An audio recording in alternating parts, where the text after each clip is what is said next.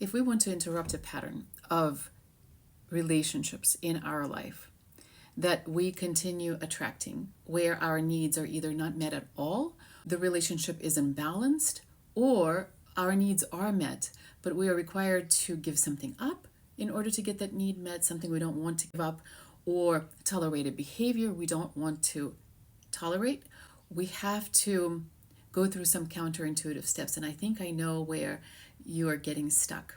If we haven't met, my name is Anya. I'm the teacher of spirituality and the author of this book about how to interrupt even the most stubborn patterns by examining the roots of those patterns in our consciousness. Here's the challenge. When we realize we have to do something about our life because we keep attracting the same relationship, at that moment, we're usually pretty depleted and exhausted because our needs are not really met. This is why we're reading self-help books. We want to figure it out. How do I get my needs met?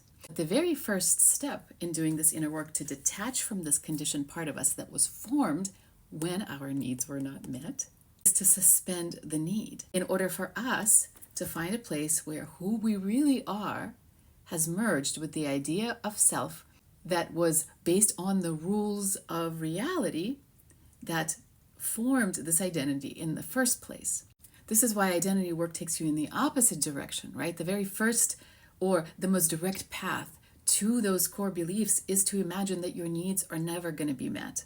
But it doesn't mean that you are agreeing to a life where your needs are not going to be met. You're just getting to the place where your consciousness, like I said, has merged with a made-up sense of self that is now limiting the options that are presented to you in your reality, chosen by your consciousness because they fit the old pattern, the old template, and are setting it up in such a way that the only way that you get connection is if you enter into this negotiated relationship with the world that is the need for validation. In that limited set of options, it looks like if you detach from your need for validation, you're not going to get the connection. You're going to be forever alone. You are on the right track, but you have to go further. You have to do identity work. As you have the book, and I also have a free audio inquiry to continue questioning what comes up, that fear of being alone, that fear of being disconnected, and what is at stake. Because what is at stake,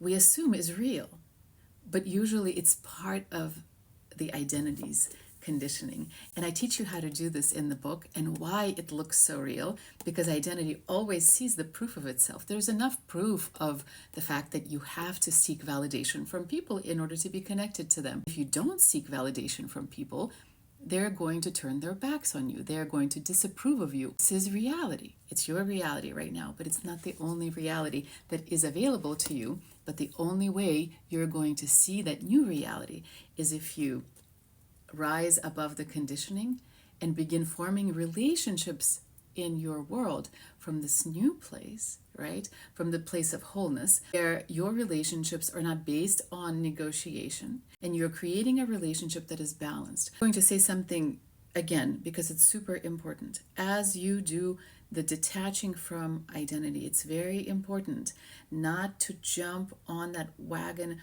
of reaction and not to have our needs met temporarily so we can detach from the structure, from the system, internal and external, where those needs have to be met by ways of betraying ourselves, by ways of agreeing to something we don't want. What is going to happen before the magic happens, before your true, unconditioned, undivided self will start realigning the pathways of your reality? We'll start creating different patterns. We'll start attracting, drawing in different people. Temporarily, your needs are not going to be met because you want to completely detach from meeting your needs in the old way. Then, when your connection to self becomes strong, when your awareness of who you are unconditionally becomes very prominent, right? And those reactions, they might still be there, but they will lessen in their intensity and power. You can enter into the relationship with the world from the position of strength, from the position of fullness. Now, here in the human part of my experience, this need is not met yet. For example, I'm not making money, or I don't have a partner. Nobody's kissing me. Nobody's hugging me, right? Nobody is validating me, nobody's approving of me. But at the core, I know I'm completely whole.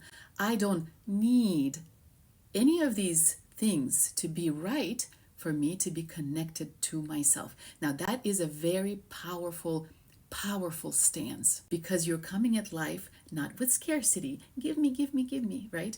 And I'm willing to trade anything I have for this, but from fullness, from the fullness of who you are, while creating a life, human experience of give and take without betraying what is important to you. For those of you who don't understand what I'm talking about, read this book. It took me 2 years to write it as simply as possible, but this is not a beach read. This is a complete guide to transforming your reality, to creating sustainable change, whether it is in your life or if you're working on change in the world.